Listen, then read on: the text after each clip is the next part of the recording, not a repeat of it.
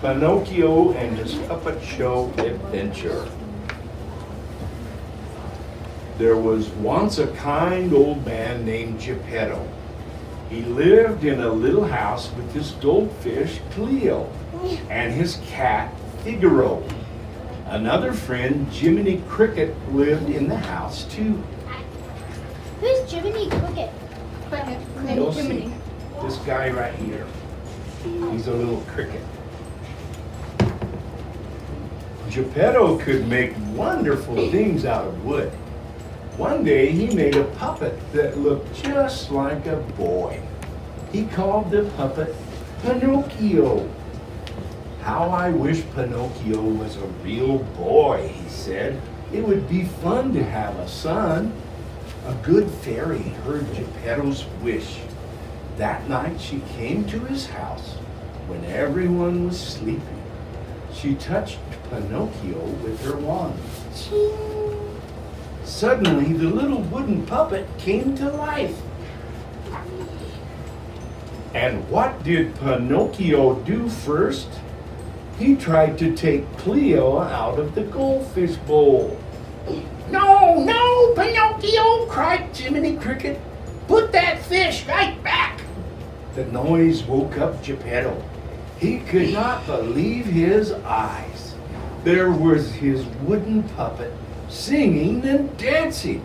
The old man was so happy, he hugged Pinocchio.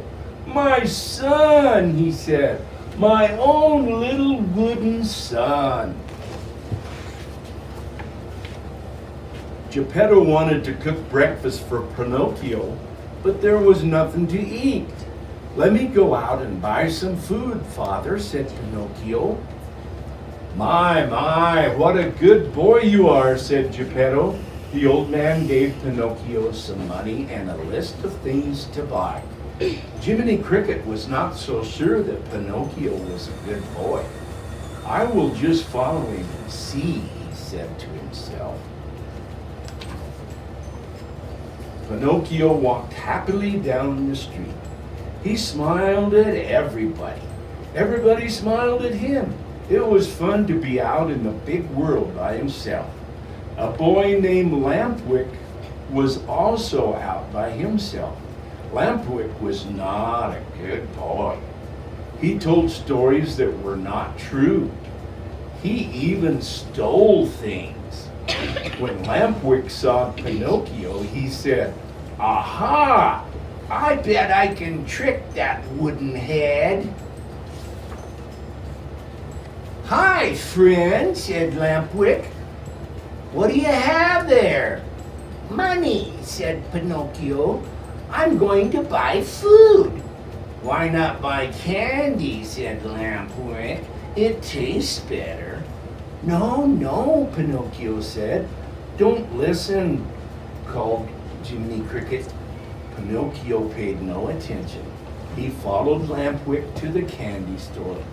"Where did you get so much money?" asked the lady in the candy store. "My father gave it to me," said Pinocchio. "To buy candy?" asked the old lady. "Yes, to buy candy."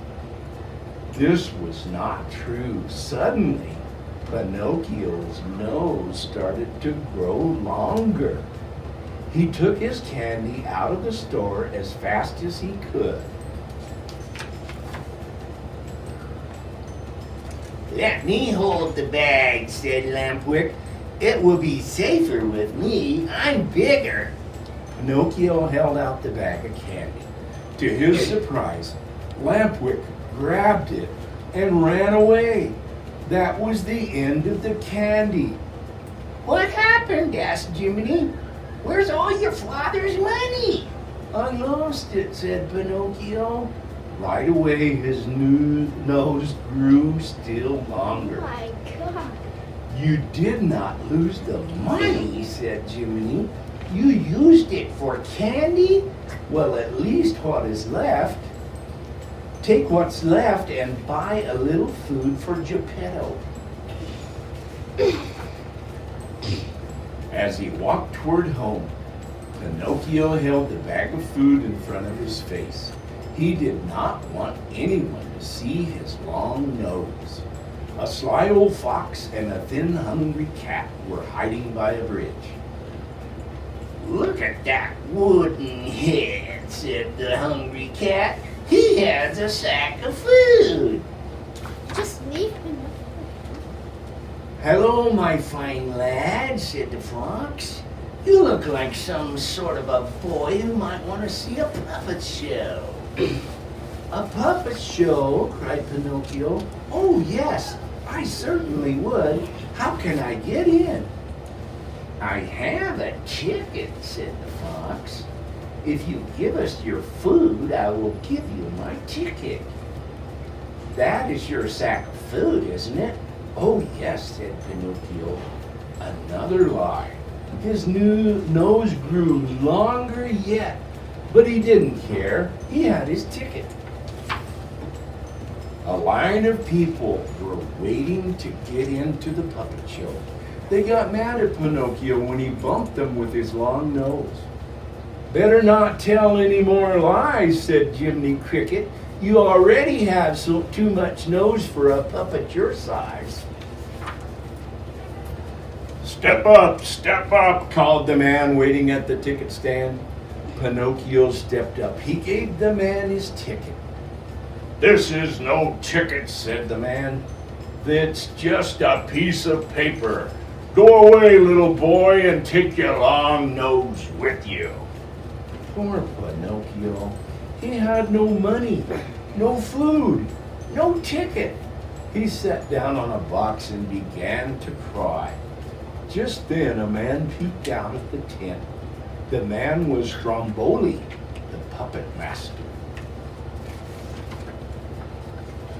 My, said Stromboli, "a puppet without any strings. Can you do anything but cry, little puppet?" "I can dance and sing," said Pinocchio. "Show me," said Stromboli.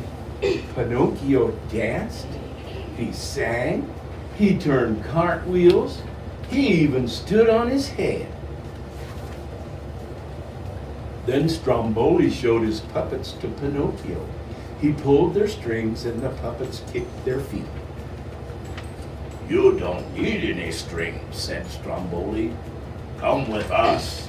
You will be the star of our show." "Don't listen, Pinocchio. Go home to Geppetto," said Jiminy.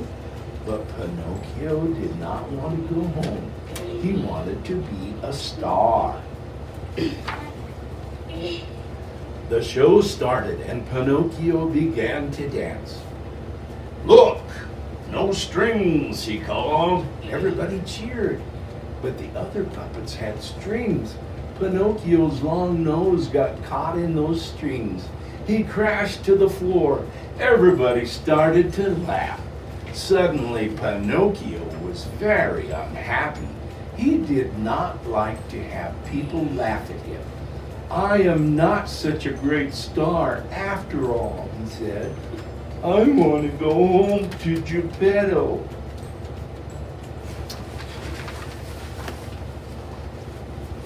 "Oh no, you're not going home," said Stromboli. "You belong to me now. This birdcage will be your home, my little long-nosed friend." "Help!" cried Pinocchio from inside the cage. "Let me out!" But the puppets could not help. They could not move unless someone pulled their strings. Jiminy couldn't help either. He was too small, but he could get help. Jiminy ran quickly to Geppetto's house. "Geppetto!" he called. "You must come save Pinocchio. Stromboli the puppet master has put him in a cage." "My poor little Pinocchio in a cage?" said Geppetto. The old man followed Jiminy down the dark street. He was carrying a lantern in one hand. They found Pinocchio in his cage in Stromboli's tent. "Don't worry, my son," said Geppetto. I will help you. He opened the cage and lifted Pinocchio out. Suddenly, Stromboli came running. "Thief!" he cried. "That is my puppet!" "Run, Pinocchio!" shouted Geppetto. Pinocchio ran. Geppetto ran too, but the old man did not see the open trunk. He fell into it. "Aha! I have you!" shouted Stromboli in a terrible voice. "I will save you, father!" called Pinocchio. Quickly he ran up the ladder to the place where the puppets were hanging.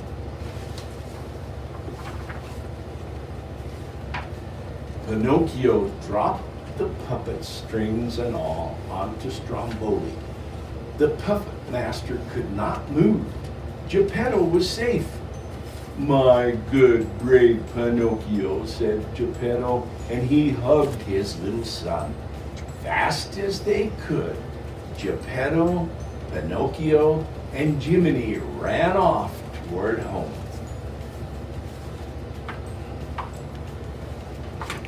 As soon as they were safe at home, Geppetto took a good look at Pinocchio. "What has happened to your nose?" he cried. "Telling the truth." "Now," said Jiminy. This time Pinocchio did not tell the truth. He told Geppetto about everything just as it had happened.